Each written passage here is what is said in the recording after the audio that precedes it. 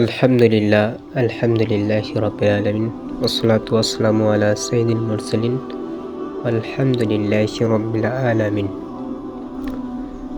শুকরিয়া আদায় করি সেই মহান রব্বুল আলামিনের, যে মহান রব্বুল আলামিন আমাদের জুম্মার দিনে কিছু কথা বলার তৌফিক দান করে দিয়েছেন। সকলে বলি আলহামদুলিল্লাহ।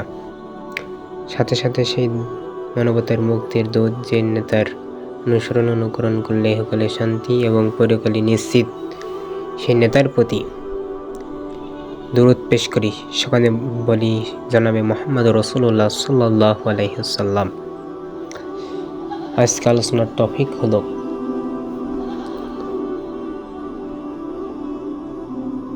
কিয়ামত, হাশরের ময়দান। কিভাবে কিয়ামতের দিন আমাদেরকে উঠানো হবে, আমাদেরকে কিভাবে সেদিন বিচার কার্যালয় করা হবে, সেগুলো নিয়ে কিছু বক্তব্য আপনাদের সামনে আমি পেশ করবো ইনশাআল্লাহ, যদি তৌফিক দান করে, আমিন। আল্লাহ তাআলা বলেছেন, ফামান ইয়ামাল মিসকালা যারাতিন খায়রান ইয়ারা ওয়া মান ইয়ামাল মিসকালা যারাতিন শাররান ইয়ারা। কিয়ামতের দিন কেউ যদি ভালো ছোট্ট চুল পরিমাণও যদি আমল করে থাকে, সেই আমল সেই কিয়ামতের দিন তাকে দেখানো হবে। এবং কেউ যদি ছোট্ট চুল পরিমাণও যদি পাপ করে থাকে, তাকে কিয়ামতের দিন তা দেখানো হবে ইনশাআল্লাহ।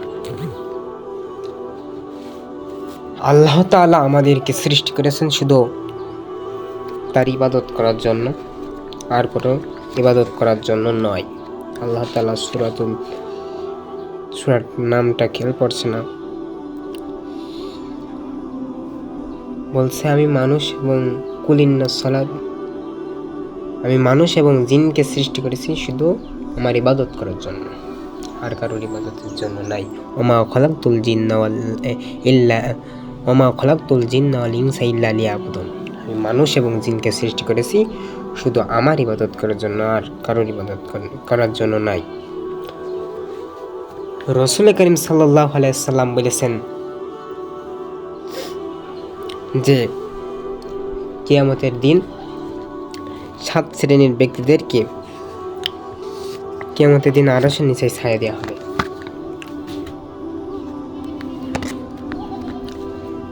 কিয়ামতের দিন আরশের নিচে ছায়া দেওয়া হবে। সেসব ব্যক্তি কারা? সেই আল্লাহর বান্দা।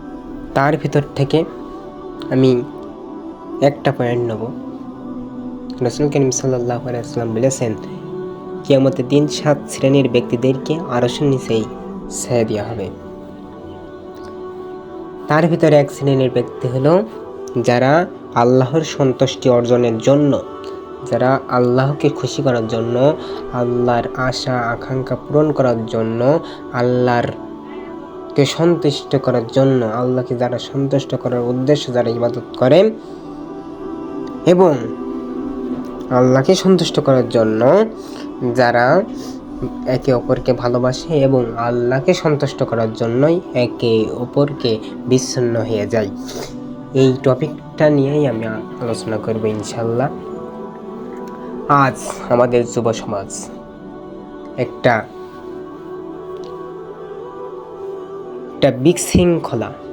বিশৃঙ্খলার ভিতরে পড়ে আছে। প্রেম, জিনা, ব্যভিচার, সমকামিতা, পর্নোগ্রাফি, এর ভিতর থেকে আজ আমাদের যুব সমাজ, বিশেষ করে এই যে সঙ্গদোষ, এই কারণে আমাদের এই যুব সমাজ আজ ধ্বংস। ঠিক কিনা ভাইরা আমার? আজকে যদি আমরা এইগুলো থেকে বেঁচে থাকতে পারতাম, তাহলে আমাদেরকে আল্লাহ তাআলা কিয়ামতের দিন মনে হয় কিয়ামতের দিন আমাদের 7 শ্রেণীর ব্যক্তির ভিতরে এক শ্রেণী হিসাবে আমাদের গণ্য করে তারা আরশের নিচে ছায়া দিত। সকল বলি সুবহানাল্লাহ। আজ থেকে আমাদেরকে আল্লাহর সন্তুষ্টি করার জন্য ভালোবাসতে হবে এবং আল্লাহর সন্তুষ্টি করার জন্যই ছেড়ে দিতে হবে। ঠিক কিনা? আজ যারা আল্লাহকে সন্তুষ্টি করতে চান আর যারা আল্লাহকে সন্তুষ্টি করার জন্য ইবাদত করে তারাই এই কাজগুলো করতে পারবে ইনশাল্লাহ। আজকে আমাদেরকে এখান থেকে শিক্ষা নিতে হবে। যদি আমরা কিয়ামতের দিন 7 শ্রেণীর ব্যক্তিদের ভিতরে আমরা সকলেই জানি যে কিয়ামতের পরিস্থিতি ভয়াবহতা কেমন হবে, আমরা সকলেই জানি। এ বিষয়ে আমাদের অনেক অনেক ধারণা আছে। এই টপিক নিয়ে আলোচনা করা আর লাগবে না। কিয়ামত এমন এক জায়গা যে জায়গাটা আমাদেরকে সকল পাপের হিসাব দিয়ে হবে। দুনিয়া আখেরাতের আশায় যা করা হয়েছিল দুনিয়া থেকে, সেগুলোর হিসাব কাল কিয়ামতের মাঠে আমাদেরকে দিয়ে লাগবে। কোনো নবী, কোনো রাসূল কেউ ছাড় দেওয়া হবে না। দেওয়া হবে নাকি? কোনো শহীদ, কোনো আল্লাহর ওলি, কোনো পীর, কোনো জামাতের আমির, কোনো বিএনপির নেতা, কোনো চরমনার পীর, কখনোই কাউকে ছেড়ে দেওয়া হবে না। কাল কিয়ামতের দিন সকলকেই সকলের আমল, সকলের দায় বুঝিয়ে দিয়ে জান্নাতে যাওয়া লাগবে। এবং রাসূল কারীম সাল্লাল্লাহু আলাইহি ওয়াসাল্লাম অন্য জায়গায় বলেছেন, যে ব্যক্তি আমার জন্য 2 চোয়ালের মাঝখানের অংশ মানে জিহ্বা এবং তার 2 পায়ের লজ্জা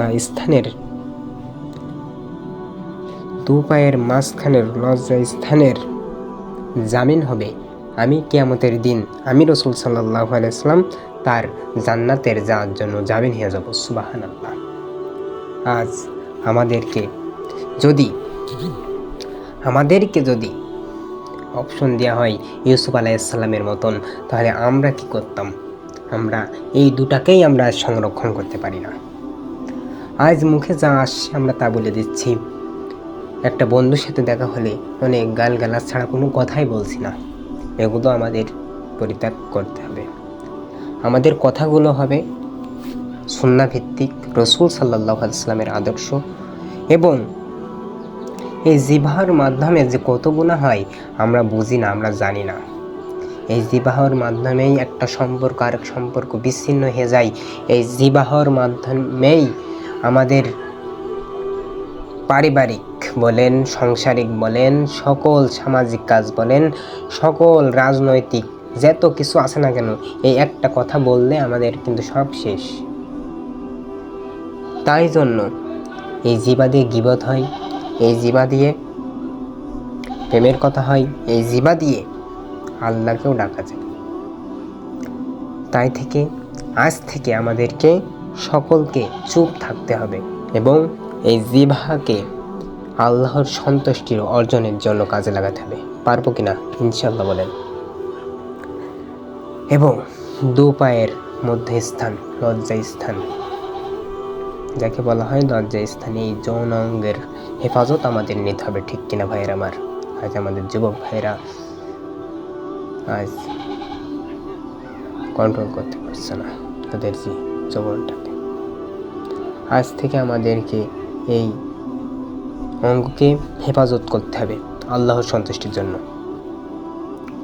আর সম্পর্ক করতে হবে এমন লোকের সাথে যে আল্লাহর সাথে আমাদের সম্পর্ক করাতে চায়, আল্লাহর পথে যারা ডাকে এবং আল্লাহর কাছে যারা